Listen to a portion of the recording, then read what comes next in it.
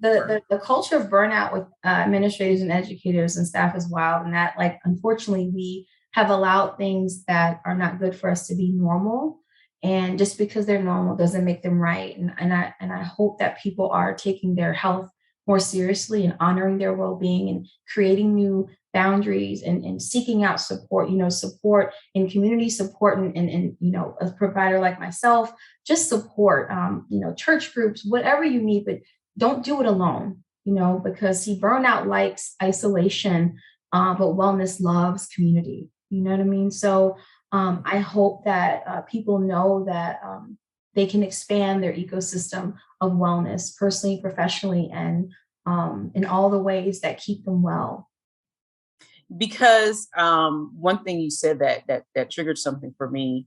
Your students notice, our kids notice when you're in burnout mode, when you are stressed out, and it kind of transfers on. So that's, like I said, one of the things that, we as educators need to learn how to do is kind of unplug, rewind, unwind, because it transfers on to the work, because students or kids are so, they know. We think that they don't know what's going on, but they know, they can feel it. They can tell when your mood is off.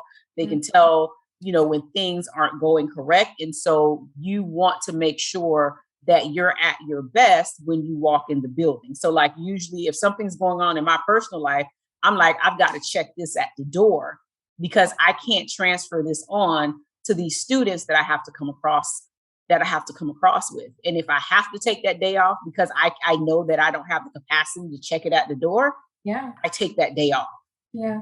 Right. I have to take that day off because you can transfer that over. Oh yeah. Emotional energy is infectious. And I think, all of us really need to be mindful of how we show up and what we're leaning into, because if you're grounded and you're nourished and you're clear and intentional, that can only spill over into the kids, to our peers, to community, hence why I think it's important to have some type of mindful practice.